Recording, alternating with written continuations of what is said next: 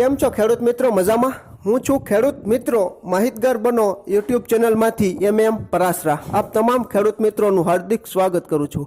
ખેડૂત મિત્રો, દર વખતે આપણે અલગ અલગ પાકોમાં રોગ જીવાત તેમજ તેમનું નિયંત્રણ કઈ રીતે કરવું તેના વિશે માહિતી છે તે યુટ્યુબ ચેનલ થકી તમારા સુધી પહોંચાડી છે. તો આજે પણ આપણે એવા જે આપણા વિસ્તારમાં દર વર્ષે છેલ્લા ઘણા વર્ષોથી આ શિયાળુ પાકોમાં કઠોળ વર્ગના પાકોમાં ચણાના પાકનો દબદબો છે તે આપણા વિસ્તારમાં જળવાઈ રહેલો છે અને આપણા વિસ્તારના ખેડૂત મિત્રો ખૂબ મોટા પ્રમાણમાં ચણાનો પાક છે તે વાવતા હોય છે. ચણાના પાકમાં ઘણા બધા રોગ જીવાતના પ્રશ્નો રહેતા હોય છે. તો આજે આપણે વાત કરવી છે કે ચણાના પાકમાં જે ચણાનો સ્ટન્ટ રોગ આવે છે, તો ખેડૂત મિત્રો, જે ચણાનો સ્ટન્ટ રોગ છે તે વાયરસથી ફેલાતો રોગ છે. ચણાનો જે સ્ટન્ટ વાયરસ છે, જો આપણા ખેતરમાં આ રોગ છે તે પાકની શરૂઆતની અવસ્થામાં આવી જાય તો છોડ છે તે કદમાં નાનો રહી જાય છે અને જે બે ગાંઠ વચ્ચેનું અંતર છે તે ઘટી જાય છે. પાછલી અવસ્થામાં રોગ લાગે તો પાન પીળા અથવા ભૂખરા રંગના થઈ જાય છે. પાન અને થડ છે તે બરડ અને જાડા થઈ જાય છે. હવે રોગિષ્ટ છોડને ઊભું ચીરીને જોતા જે અન્નવાહિનીઓનો રંગ છે તે ભૂખરો જોવા મળે છે. હવે ખેડૂત મિત્રો, આ જે ચણાનો સ્ટન્ટ વાયરસ છે તેનું નિયંત્રણ છે તો કેવી રીતે કરવું? તો કે ખાસ કરીને રોગ પ્રતિકારક જે જાતો છે તેનું જ વાવેતર કરવું જોઈએ. ઉપરાંત રોગિષ્ટ છોડ, જે રોગવાળા છોડ ખેતરમાં દેખાય કે તરત જ ઉપાડી છે તેનો નાશ કરવો. આ ઉપરાંત શોષક પ્રકારની જંતુનાશક દવાઓનો છંટકાવ કરવામાં આવે તો આપણે સારામાં સારું નિયંત્રણ છે તે ચણાનો જે સ્ટન્ટ રોગ છે તેમાં મેળવી શકીએ. વાયરસથી થતો રોગ હોવાથી જો સમયસર નિયંત્રણ કરવામાં ન આવે તો ઘણા બધા છોડ ઉપર અસર છે તે વધતી જાય છે. હવે જ્યારે ઠંડી ઓછી પડે તો આ રોગનો ઉપદ્રવ છે તે વધે છે. પાન તાંબાવર્ણા અને જાડા થઈ જાય છે. ડાળીઓ અને છોડ ટૂંકા થઈ જાય. પરિણામે છોડ નબળો પડવાથી સુકારાનો ભોગ બને છે. ફાલ બેસતો નથી અથવા બેસે તો પણ ઓછો બેસે છે. એટલા માટે શોષક પ્રકારની જે ભલામણ પ્રમાણે જંતુનાશક દવાઓ છે તેનો ઉપયોગ કરી ચણાનો જે સ્ટન્ટ રોગ છે તેનું નિયંત્રણ આપણે સારામાં સારું કરી શકીએ. તો તેના માટે ઇમિડાક્લોપ્રિડ છે અથવા તો નીમ ઓઇલ, જે લીમડાયુક્ત દવાઓ છે તેનો પણ આપણે ઉપયોગ છે તે કરી શકીએ.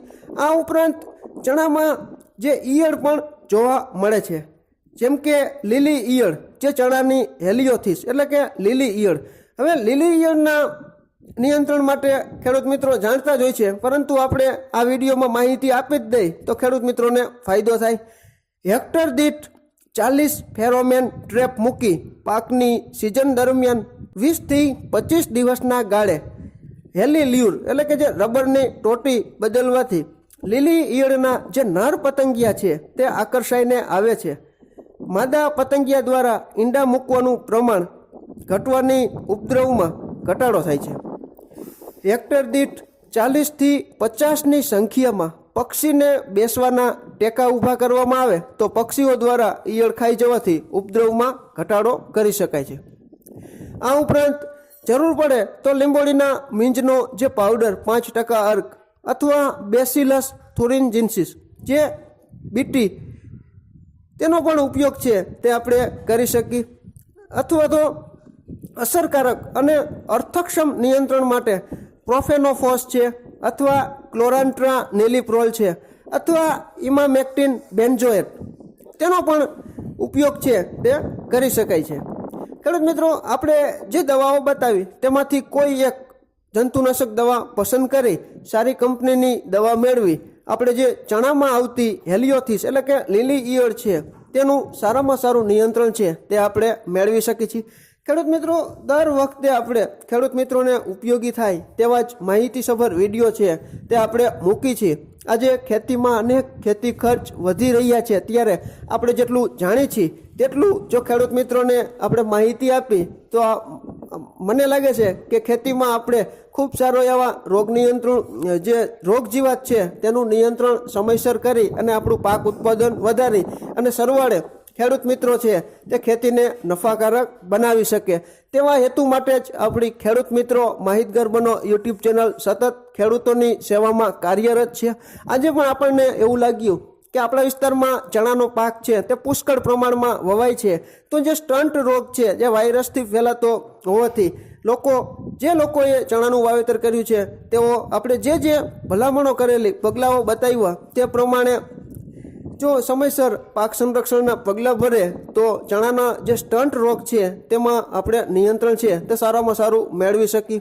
આ ઉપરાંત ચણાની જે લીલી ઈયળ છે હેલિયોથિસ તેમાં પણ આપણે રાસાયણિક દવાઓની વાત કરી કે પ્રોફેનોફોસ છે અથવા તો ક્લોરાન્ટ્રાનિલિપ્રોલ છે અથવા ઇમામેક્ટિન બેન્ઝોએટ, જેમાંથી કોઈ પણ એક નજીકના એગ્રોમાંથી સારામાં સારી કંપનીની જંતુનાશક દવા પસંદગી કરી તમે ચણાના પાકનું સારામાં સારું ઉત્પાદન લ્યો તેવી આશા સાથે આપણે આ વિડીયો છે તે પૂરો કરી છીએ. તો ખેડૂત મિત્રો, આ વિડીયો તમને કેવો લાગ્યો? જો સારો લાગ્યો હોય તો ચોક્કસ લાઈક કરજો, શેર કરજો, સબસ્ક્રાઈબ કરજો. ફરી જ મળશું નવા આવનારા વિડીયોમાં નવા પાકમાં રોગ જીવાતના પ્રશ્નોનું નિયંત્રણ કઈ રીતે કરવું તેની માહિતી લઈને. ત્યાં સુધી આપ જોડાયેલા રહો.